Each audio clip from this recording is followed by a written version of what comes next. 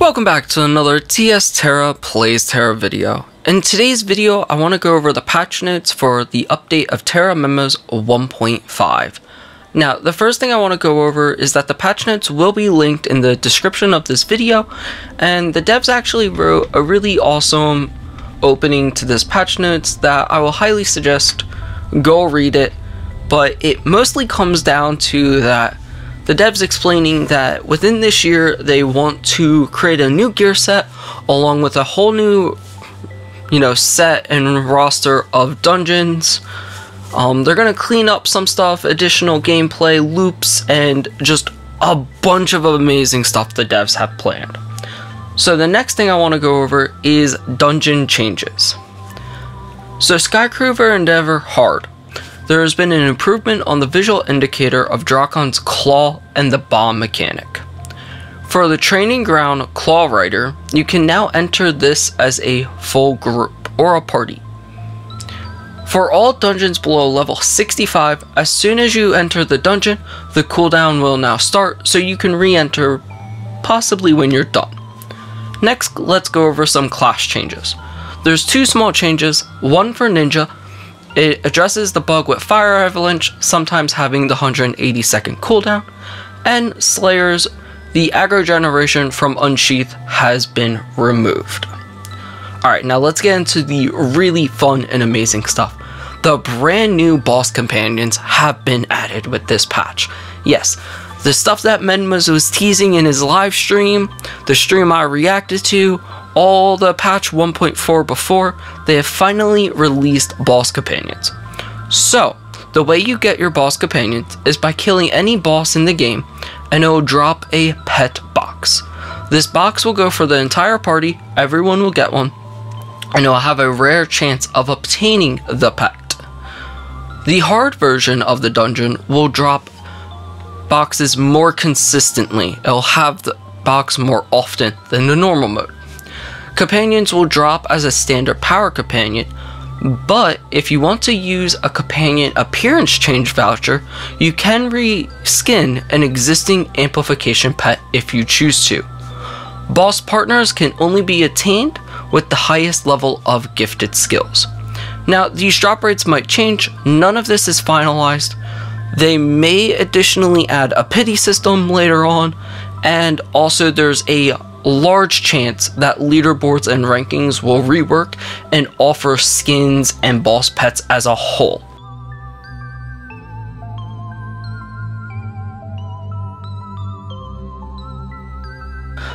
So the next thing I want to go over is just some general changes to the game. The first thing of these changes is guilds. The guild quests to killing boss monsters will give lower amount of XP. The hunting quest for guilds used to be 300, now you have to kill 500 monsters. And the Tenethus Prestige skill, which used to increase movement speed of guild members while riding them out, has been completely removed and replaced with Serena's Dream. And this skill allows members of the guild to have a quicker time gathering. There's been a change to companions. That change is the increase of the backup fishermen 1, 2, and 3 to activate at 5%. Exodore fishing will now reward anglers tokens when you successfully catch a fish. And the achievement season 2 is coming to an end and season 3 is about to start. And there are also some new achievements being added. Those achievements are, I've made so many friends when you join 1000 parties, and you'll get a title called Popular. Social Butterfly when you make 1000 parties, and you'll get a title called Extrovert. I did it, did you see? When you clear 50 dungeons with a group made with instance matchmaking. And hello, did you need me? Clearing 100 dungeons with a group by using instance matchmaking.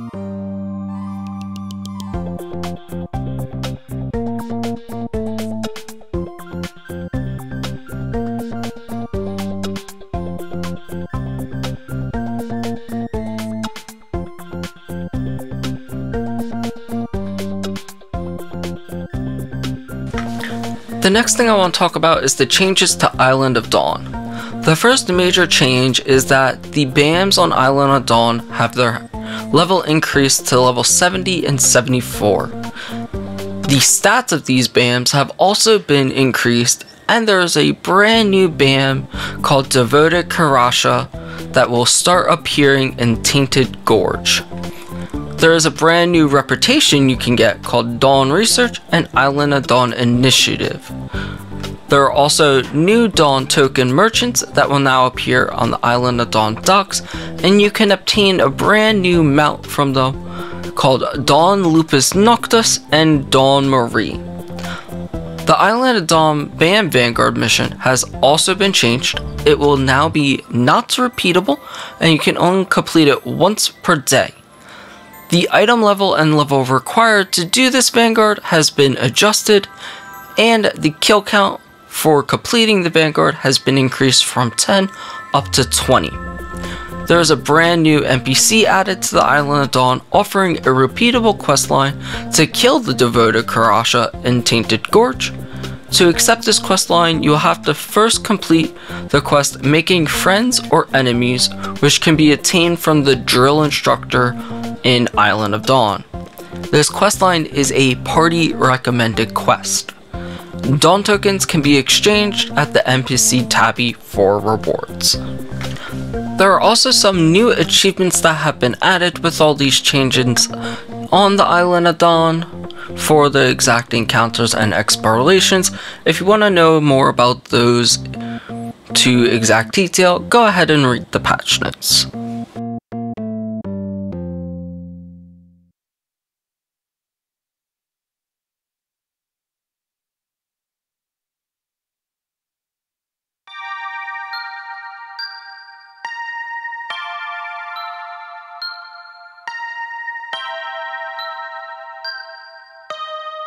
The next thing I want to go over is changes to merchants. So, to start off, we have the Magical Merchant. They will have a new item added to them called the Empty Chests, which you could combine with Agaia's upgrade materials to make them tradable. So you'll need 100 refined mana essence to fill one whole chest, and you can trade that. You could do the same for Velix Frame, Metallic Scales, Corrupted Barrels, and Ruined Medallions, but you'll only need 15 per box. Next, the Mystery Merchant will have its gathering pets and the fetching pets removed from its shop. And lastly, we have a change to the Hydrina Merchants that you can buy new gathering pets, Gemflies, in the Monarch collection of the Renair shop in Hydrina. Companions will have a standard power, but players can also appearance change voucher the re-existing amplification if they choose to. Verzern will sell Gemflies without the gathering ability for 15,000 water lilies, and if you want the Gemflies with their gathering ability, you'll have to pay 30,000 water lilies. PvP is also getting some changes. The point of distribution inside Civil Unrest has been adjusted, and the Wintera Battleground is coming to a close as the event ends.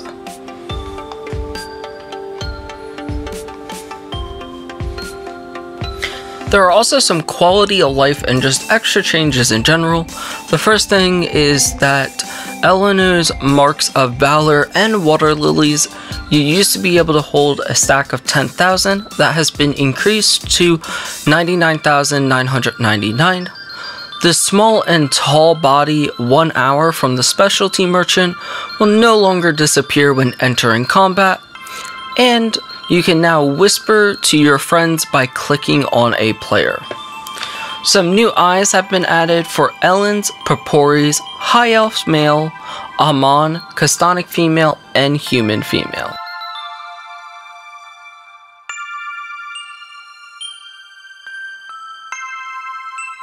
There is also a Bleak Rock fishing event.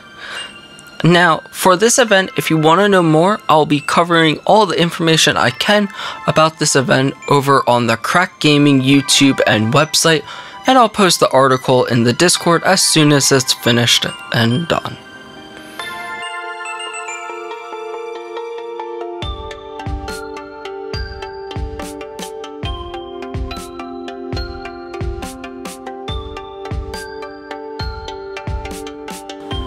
And the last thing to end this video is there's a bunch of depreciated content that has been removed and just overall bug fixes. If you do want to know about those directly, I will highly suggest go ahead and read the patch notes. Again, they will be linked in the description of this video.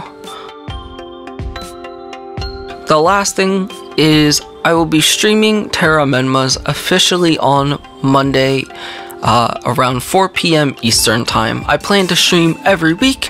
I'll just be doing random dungeons, so head on over to Twitch and go ahead and follow my channel. It is TS Tera, and there's a chance on some streams that we may be giving away codes to get rewards. So that's something in the works. So go ahead, go over there and give me a follow. That's about it. I hope you enjoyed. I hope you liked this video. And if you keep coming back to my videos and haven't subscribed, please go ahead and hit that sub button. I'll greatly appreciate it. Alright, that's about it. See y'all in Aboria, gamers.